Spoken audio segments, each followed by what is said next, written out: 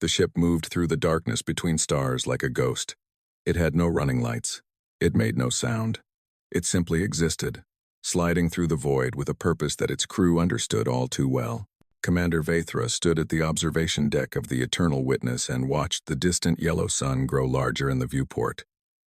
She had traveled to many worlds in her 300 years of life. She had seen civilizations rise and fall. She had watched species discover fire and others burn themselves to ash with weapons they could not control. But she had never been sent to watch humans before. The Selthari were a patient people. They lived long lives and thought long thoughts. Their skin was pale blue, almost gray, and their eyes were large and dark like pools of still water. They did not rush. They did not panic. They observed, recorded, and reported. This was their purpose in the Conclave of 12. The Conclave ruled the Orion arm of the galaxy. 12 elder species who had survived the long climb from mud to stars. They kept the peace. They managed trade. They decided which young species would be allowed to join galactic society, and which would be left alone to find their own way or destroy themselves trying. Humans had been on the Conclave's watch list for 2 centuries now. They were an interesting case. They had nearly destroyed their homeworld 3 times. They fought wars among themselves with a passion that disturbed the elder races. They were emotional, unpredictable, and dangerously creative. But they had also spread to other worlds in their system with surprising speed. They had built stations around gas giants and colonies on dead moons. They had done in 300 years what most species took 1,000 to accomplish. The Conclave wanted to know more. So they sent the Eternal Witness. Vathra turned from the viewport and walked to the central command area where her crew waited. There were 15 of them, drawn from 7 different species. Each was an expert in their field. Each had been chosen for their ability to observe without interfering. "We will arrive at the human system in 6 standard hours," Vathra announced. Her voice was calm and measured. "Our mission is simple. The humans are conducting military exercises near their 6th planet. We will watch. We will record. We will not be detected. When the exercises are complete, we will return to Conclave space and deliver our assessment." A Krith named Solvan raised one of his 4 arms. He was old even by the standards of his long-lived species. His shell had turned from bright green to a dull brown with age, and his movements were slow and careful. "What is the purpose of these exercises?" he asked. "The humans call them war games," Vathra explained. "Their species is still divided into nation groups that compete for resources and influence. 2 of their largest factions have agreed to conduct a simulated battle to test their military readiness and demonstrate cooperation. They practice killing each other to show they can work together?" asked Mirith, a young Thalani who served as the ship's cultural analyst. Her feathers ruffled with confusion. "That seems contradictory." "Humans are contradictory," Vathra said. "This is well documented. They are capable of great kindness and terrible cruelty, often at the same time. They form deep bonds with each other and then go to war over minor disagreements. They are a puzzle that the Conclave has not yet solved." The crew accepted this explanation because there was nothing else to say. Humans were strange. Everyone knew this. The question was whether their strangeness made them dangerous or merely interesting. The Eternal Witness crossed into the human system without detection. Its cloaking technology was far beyond anything the young species could detect. To human sensors, the ship simply did not exist. It was a hole in space, a nothing, a shadow passing through light. Vathra watched the human worlds as they passed. The 3rd planet was blue and green and brown, wrapped in white clouds. It was beautiful in the way that living worlds were always beautiful. She could see the lights of their cities on the night side, glittering like stars that had fallen to the surface. The 4th planet had been partially changed to support life. Great domes covered parts of its surface, and Vathra could see the green of growing things inside them. The humans were stubborn. They had taken a dead world and forced it to live. This was impressive, though Vathra would not say so in her report. Impressions were not her job. Facts were her job. They reached the 6th planet, the one the humans called Saturn, and found a scene of organized chaos. 200 human warships had gathered in the space around the great ringed world. They moved in formations that seemed random but were clearly planned. Communication signals filled the local space with chatter in dozens of languages and dialects. "They are divided into 2 groups," reported Kess. the ship's tactical analyst. He was a Vorath, small and quick, with fingers that moved across his console like water flowing over rocks. The larger group identifies itself as the Pacific Coalition Third Fleet. The smaller group is the Atlantic Federation Home Guard. They appear to be genuine rivals, and yet they work together, Vaithra observed. Yes. The exercise is meant to test both cooperation and combat readiness. They will fight each other in simulation while also practicing coordinated maneuvers. Kes paused and studied his readouts. Their ships are primitive but functional. Chemical propulsion with fusion reactors, kinetic weapons and guided missiles. Nothing that could threaten a conclave vessel. We are not here to assess threat levels, Vaithra reminded him. We are here to assess character. The Eternal Witness settled into a position above the plane of Saturn's rings, where it could observe without being in the way. Vaithra ordered all recording systems activated. Every sensor, every camera, every instrument on the ship began collecting data.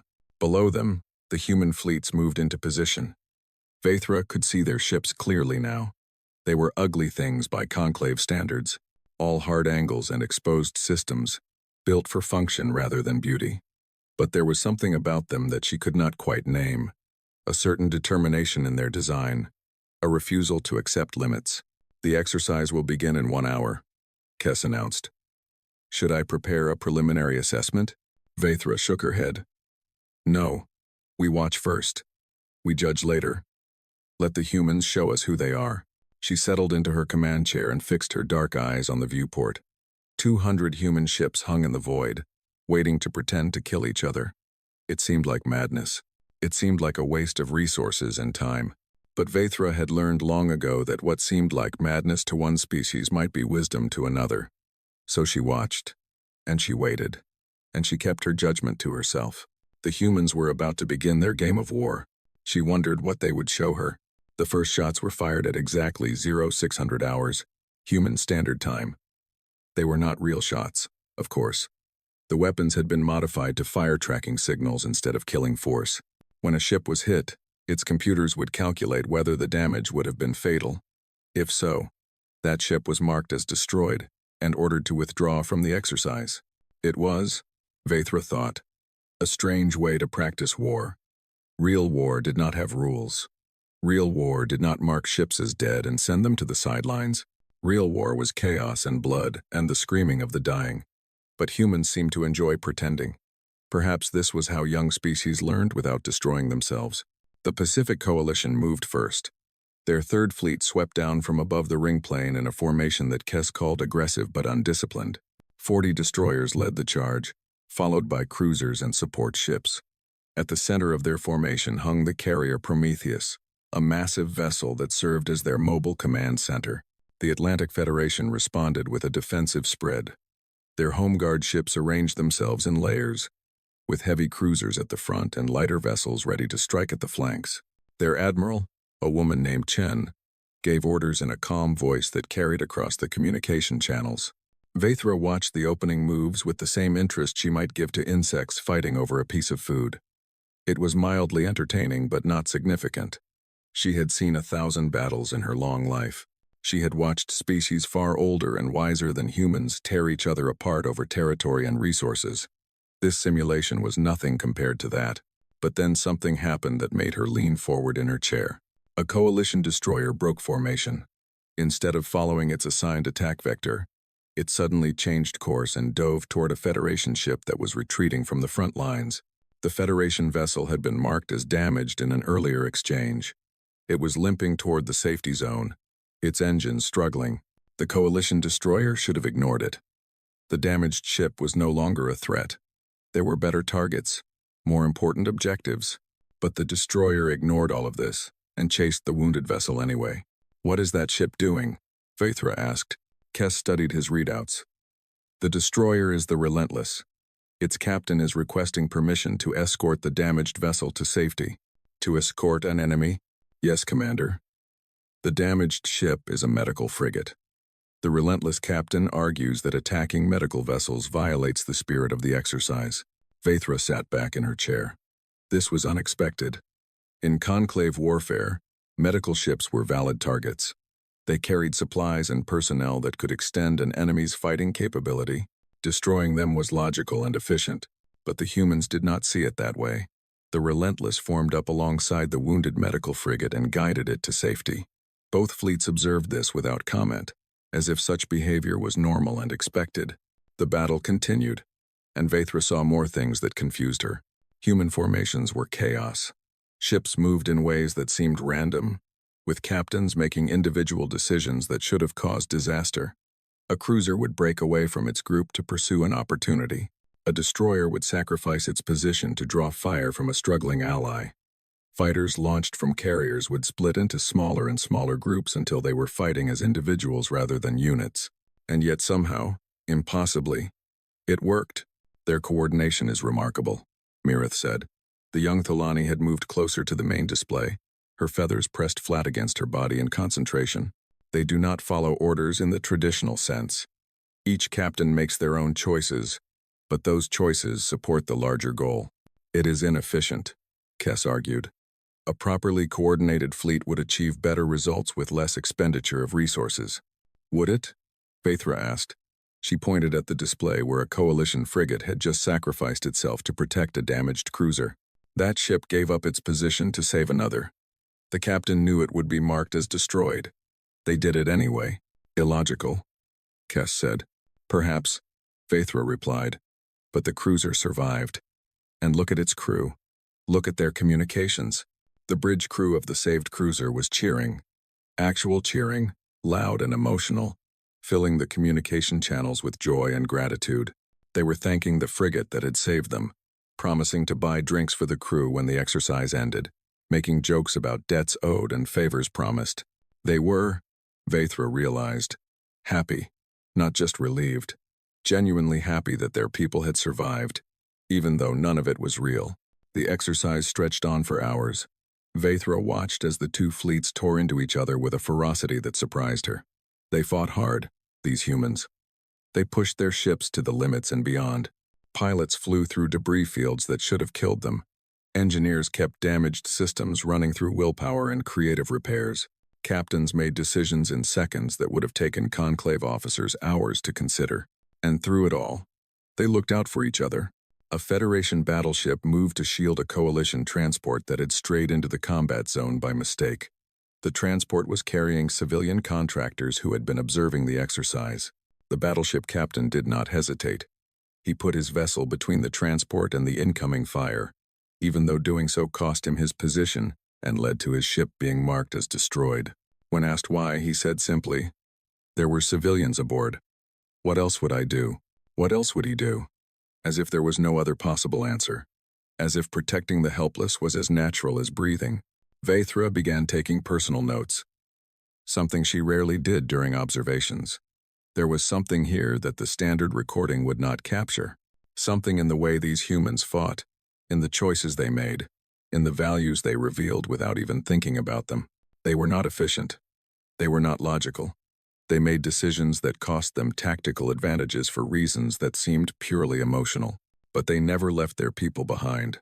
Never. Not once in the entire exercise did a human ship abandon a struggling ally if there was any possibility of helping. They threw themselves into danger for each other. They celebrated each other's survival as if it was their own. Solvan, the old Kreth, moved to stand beside Vaethra. He had been quiet throughout the observation, watching with his ancient eyes and saying nothing. "Commander," he said softly, "I have watched many species in my 600 years. I have seen empires rise and fall. I have seen wars that burned entire worlds to ash. And," Vaethra prompted, "I have never seen anything quite like this." He gestured at the display where a coalition pilot was risking his fighter to tow a damaged Federation shuttle to safety. They are not trying to win. They are trying to survive together. Vaethra nodded slowly. The old Kreth was right. The humans were not treating this as a competition to be won. They were treating it as a test to be passed. And the test was not about defeating the enemy. It was about proving that they could be trusted to protect their own. "Continue recording," Vaethra ordered. "I want every moment of this preserved." She did not know yet what she was watching. She did not understand what it meant, but she knew it was important. The humans had surprised her. She had a feeling they were not done. The alarm came without warning. One moment, the Prometheus was coordinating the Coalition's final push against the Federation defensive line. The next moment, every screen on the carrier filled with red warnings and emergency signals. The great ship shuddered, and Vathra saw something she had not expected to see. Fire. Real fire. Blooming in the heart of the carrier like a flower made of death. "What happened?" she demanded. Kess worked his console with frantic speed. Reactor containment failure. The Prometheus was an older vessel. Its systems were not fully updated before the exercise. "Something in the power core has broken." "Broken how?" "Thanks for watching." "Catastrophically." Kess pulled up a detailed scan of the carrier. The image showed a ship that was dying. Radiation levels were climbing. Power systems were failing one by one. The containment that kept the fusion reactor stable was cracking like an egg. "They have perhaps 3 hours before complete core breach. When that happens, the explosion will destroy everything within 50 kilometers. Vathra felt her crew grow still around her. This was no longer a simulation. This was real. 4,000 human beings were trapped on a dying ship in the cold space between Saturn's moons. She expected the exercise to pause. Standard protocol in any military operation was to halt all activities when a genuine emergency occurred. Ships would withdraw to safe distances. Specialists would be called to assess the situation. Committees would form to discuss options and calculate probabilities. This was how civilized species handled crises. Carefully, methodically, with proper consideration of all factors. The humans did something different. They attacked the problem, not attacked in the sense of violence, though there was violence in their speed and their refusal to hesitate. Within seconds of the alarm, every ship in both fleets had changed course. Coalition and Federation vessels that had been trying to destroy each other moments before were now racing toward the Prometheus at maximum speed. "All ships, this is Admiral Chen," came a voice over the communication channels. She was the Federation commander, the woman whose fleet had been trying to defeat the Coalition. "The exercise is suspended. All vessels respond to the Prometheus emergency. I repeat, all vessels respond. This is not a drill." A Coalition admiral responded immediately. "Federation Home Guard, this is Coalition 3rd Fleet Actual. We are coordinating rescue efforts. All ships acknowledge and report capabilities." The communication channels exploded with activity. Ships reported their passenger capacity, their shuttle availability, their medical facilities, their engineering teams. Within minutes, a rescue operation was forming out of what had been a battlefield. "This is impossible," Mirith whispered. "They cannot coordinate this quickly. There has been no planning, no preparation. They are improvising everything, and yet they are doing it," Vathra said. She watched as the two fleets merged into a single unit, previous loyalties forgotten. Coalition destroyers formed up with Federation cruisers. Pilots who had been shooting at each other an hour ago were now discussing rescue vectors and evacuation priorities. A young pilot's voice came over the channels. "This is Lieutenant Santos of the Federation Fighter Squadron Viper. My wing has completed our exercise objectives and was scheduled for observation duty. Requesting permission to launch rescue shuttles instead." "Viper Wing, your ships are marked as destroyed," came the response. "You are officially dead according to exercise rules." "With respect, sir, I don't give a damn about the exercise. There are people dying out there. Am I cleared to launch or not?" There was a pause. Then, "All destroyed vessels are authorized to break observation protocol. Get your people in the air, Lieutenant." Across the battlefield, ships that had been playing dead suddenly came back to life. Pilots who should have been sitting on the sidelines ran to their shuttles. Engineers who had been watching the exercise from damaged vessels grabbed their tools and headed for the Prometheus. Vathra ordered the Eternal Witness to move closer. She wanted to see this. She needed to see this. The Prometheus was listing badly now. Its hull was cracked in 3 places, and radiation was leaking into space like blood from a wound. The evacuation had begun, but it was immediately clear that there was not enough time, not enough shuttles, not enough space on the rescue ships. The mathematics of the situation were brutal and unforgiving. 4,000 people, 3 hours, maybe less. "They cannot save them all," Kess said quietly. "The numbers do not work. They will have to make choices. They will have to decide who lives and who dies." Vathra nodded. This was the reality of emergencies. Resources were always limited. Time was always short. Rational beings accepted these limits and worked within them. They saved who they could and accepted the loss of those they could not. But the humans were not accepting anything. A message came across the channels from the Federation battleship Resolute. Its captain was a man named Okonkwo, and his voice was steady despite the chaos around him. All vessels, this is the Resolute. We are moving to position ourselves between the Prometheus and Saturn. We will use our hull as a radiation shield to protect evacuation shuttles. Resolute. That will expose your crew to dangerous levels of radiation, came the response. We know. We're doing it anyway. Get those shuttles moving. The Resolute turned its massive bulk toward the dying carrier and positioned itself to absorb the radiation that would otherwise kill the people fleeing the Prometheus. Other ships followed.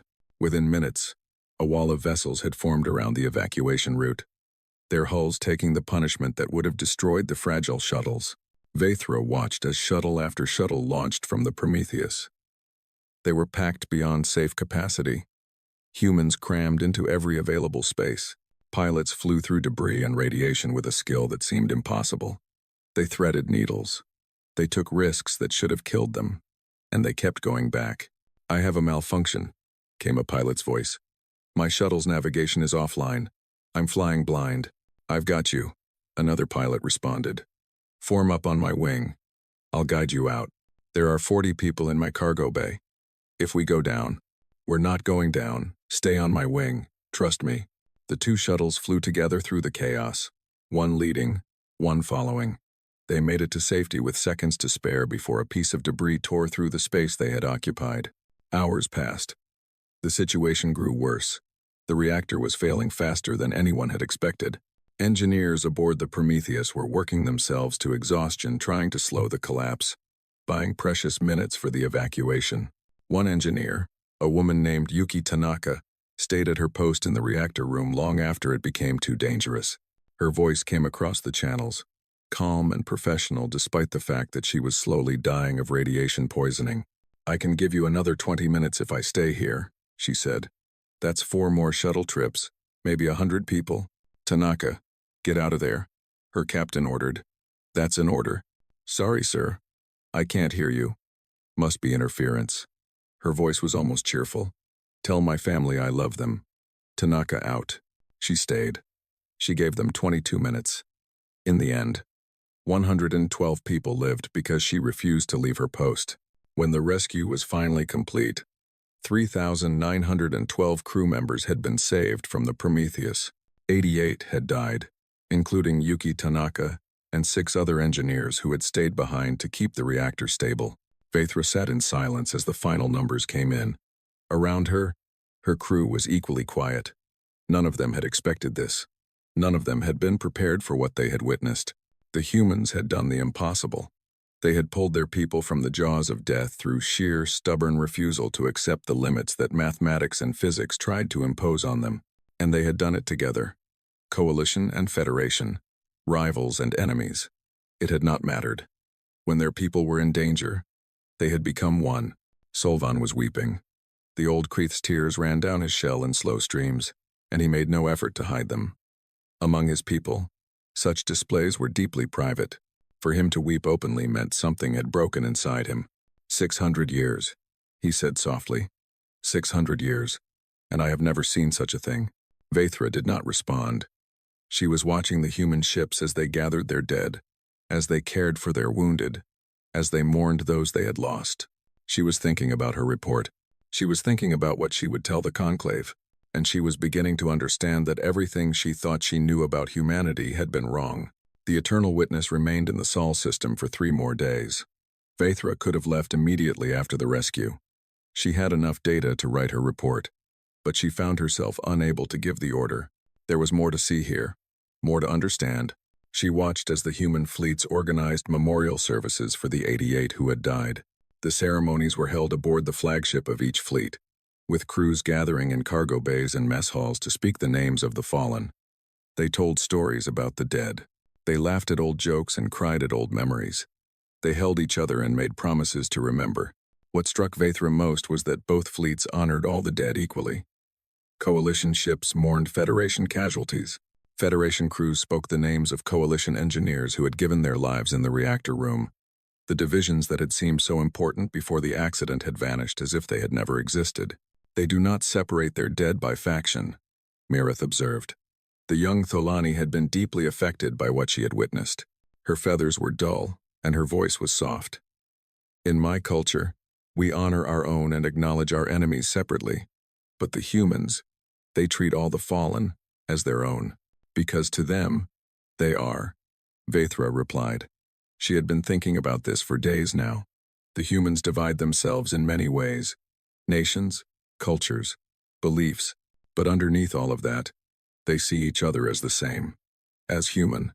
When one of them dies, they all feel the loss. Is that not a weakness? Kess asked. He was still trying to understand what he had seen through the lens of tactical analysis. Such emotional attachment to casualties would impair decision-making in extended conflicts.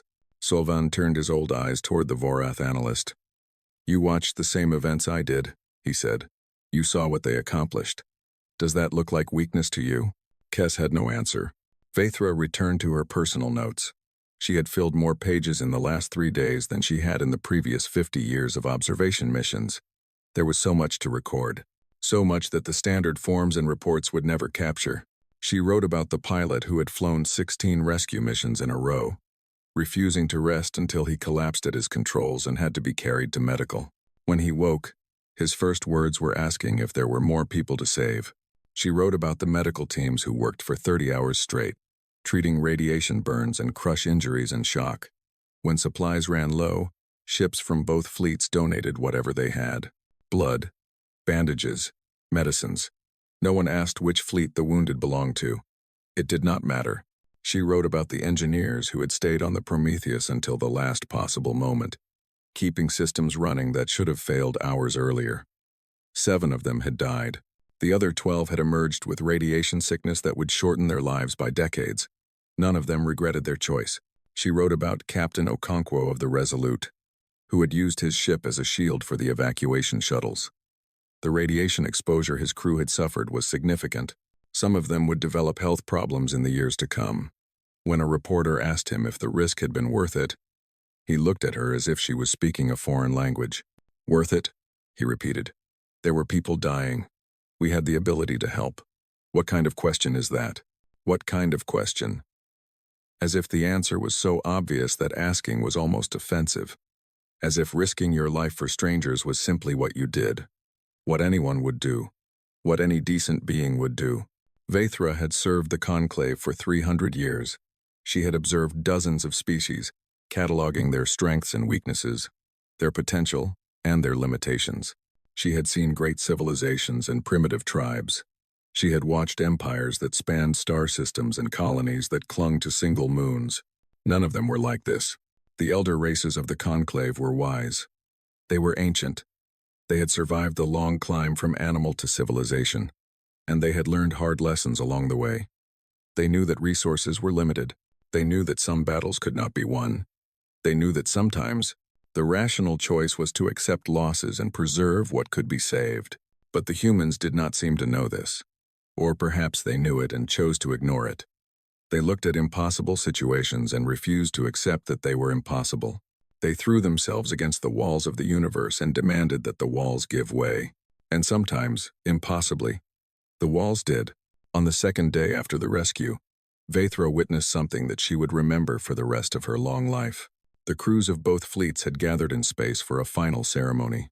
Shuttles and fighters formed a great ring around the wreckage of the Prometheus, which still drifted near Saturn's rings. The reactor had finally failed, but the explosion had been smaller than expected. The engineer's sacrifice had contained much of the blast. One by one, the names of the dead were read aloud. Each name was followed by a moment of silence, and then a single trumpet note played across all communication channels. It was a human tradition, Vaithra learned, a way of honoring soldiers who had fallen in battle. But these were not soldiers. They were engineers and pilots and medical staff. They were ordinary people who had done extraordinary things because there was no one else to do them. When the ceremony ended, a voice came across the channels. It was Admiral Chen, the Federation commander who had coordinated the rescue. "We came here to test ourselves against each other," she said. "We came to see who was stronger, who was faster, who was better prepared for war. But today, I learned something. The true test is not how well we fight. It is how well we care for each other. And by that measure, every person in these fleets has passed. There was no cheering this time. No celebration. Just a quiet acknowledgement that something important had been said. Something true. Vaithra looked at her crew. The Tholani cultural analyst, the Vorath tactical officer, the ancient Kreth observer, the others from species across the conclave. All of them had been changed by what they had witnessed. She could see it in their eyes, in the way they held themselves, in the silence that had replaced their usual professional chatter. "Commander," Solvan said finally, "what will you tell the conclave?" Vaithra considered the question. She had been asking herself the same thing for 3 days now. The standard report would be simple. She would describe the exercise, note the accident, document the rescue, and provide her assessment of human military capability and social organization. But that report would not capture what she had truly witnessed. It would not explain why an old Kreth had wept openly for the first time in centuries. It would not convey the feeling of watching humans throw themselves into certain death for the chance to save strangers. It would not do justice to the simple truth that Captain Okonkwo had spoken without even thinking. There were people dying. We had the ability to help. What kind of question is that? I will tell them the truth, Vaithra said. I will tell them that we sent a ship to watch a primitive species play at war. And instead we witnessed something that the Conclave has not seen in 10,000 years. What is that? Myrath asked. Vaithra looked out the viewport at the human ships, still maintaining their vigil around the Prometheus wreckage. They would stay there until the last piece of debris was collected, until the last trace of their dead was recovered. They would not leave their people behind, not even in death. Hope, she said quietly. I will tell them that we witnessed hope. The word hung in the air of the observation deck. It was not a word that the Conclave used often. The elder races had grown old and tired and practical. They managed their affairs carefully and avoided risks. They preserved what they had and asked for nothing more. But the humans were young. The humans still believed that tomorrow could be better than today. They still reached for things that were beyond their grasp, still fought for causes that seemed lost, still refused to accept the limits that the universe tried to impose on them. They were, Vaithra realized, exactly what the galaxy needed. She just had to convince the Conclave to see it too. The Hall of Voices was the oldest structure in Conclave space. It had been built 12,000 years ago, when the first alliance between spacefaring species was formed. The walls were made of stone brought from 12 different worlds, and the ceiling was open to the stars. Here, the fate of civilizations was decided. Here, the 12 ruled. Vaithra stood at the center of the hall, surrounded by the representatives of the elder races. They sat in their traditional positions, arranged in a circle that had not changed in millennia. The Selthari, the Kreth, the Vorath, the Tholani, and 8 others, each ancient beyond human understanding, each carrying the weight of their species' history on their shoulders. Commander Vaithra, spoke the high voice, a Kreth so old that his shell had turned almost white. You were sent to observe the humans of Sol. We have received your official report. It is unusual. Yes, high voice. Vaithra replied. You recommend immediate elevation of humanity to full conclave membership. This is unprecedented. Species typically spend centuries in observation before consideration. You observed them for mere days. What I witnessed in those days was sufficient. The representatives shifted in their seats. Vaithra could feel their skepticism, their doubt. She understood it. She had felt the same way before she traveled to Sol. Humans were young. They were chaotic. They were dangerous in ways that the elder races had learned to avoid. Show us, the high voice said. Vaithra activated the display she had prepared. The Hall of Voices filled with images from the Sol system, the gathering of the human fleets, the beginning of the exercise. The careful watchers aboard the Eternal Witness had captured everything in perfect detail. She showed them the battle, the chaos that somehow worked, the captains who made individual choices that supported the greater whole, the formations that should have failed, but did not. She showed them the accident, the fire blooming in the heart of the Prometheus, the alarms and the panic and the sudden silence as every human in the system understood what was happening. And then she showed them the response. The hall grew quiet as they watched. The representatives of 12 ancient species sat motionless, as 200 human ships abandoned their war game and converged on their dying comrades. They saw coalition and Federation vessels working together without hesitation.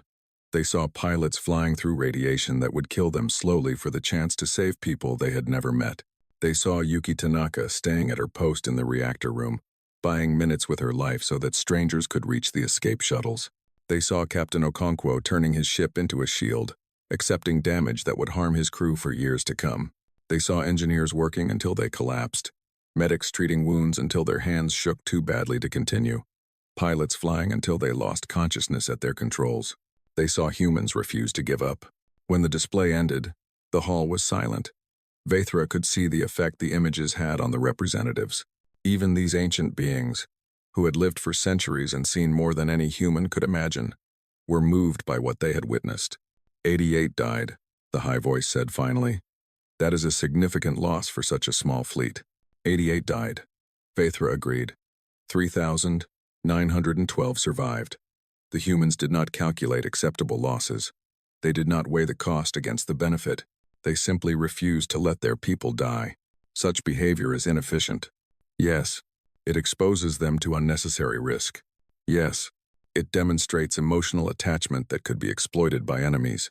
Yes, Vaithra paused. And it is exactly why they should join us. The representative stirred. This was not the argument they had expected. Explain, the high voice commanded.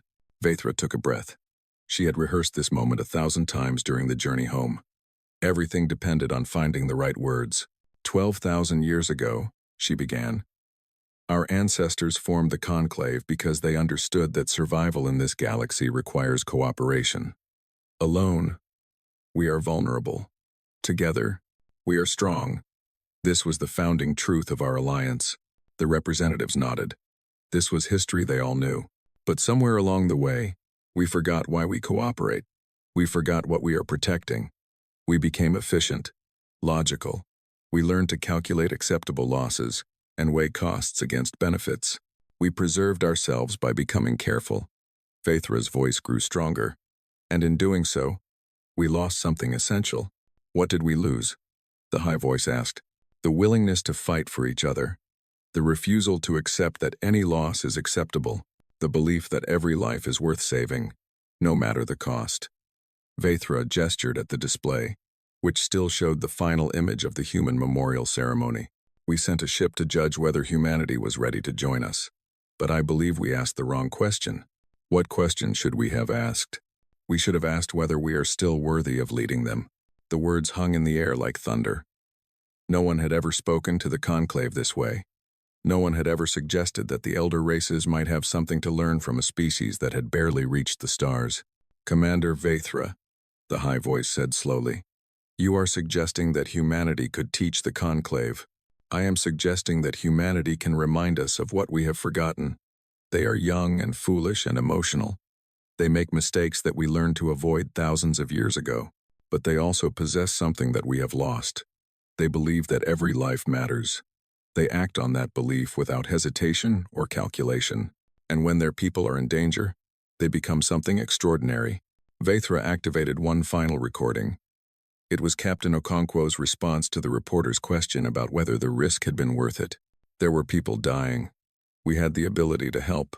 What kind of question is that? The words echoed through the hall of voices.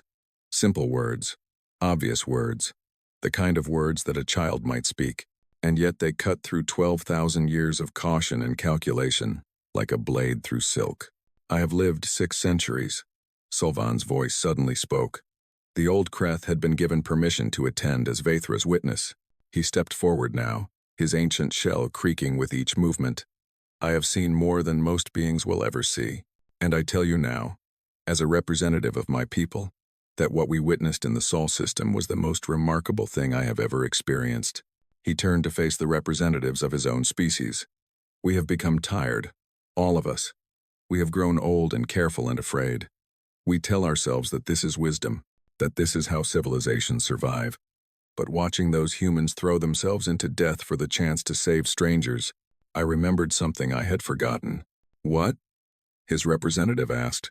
Why life is worth living. Sylvan's voice was thick with emotion. Why we climb from the mud to the stars. Not just to survive, to matter, to connect, to care for each other with everything we have. The humans understand this in a way that we have forgotten.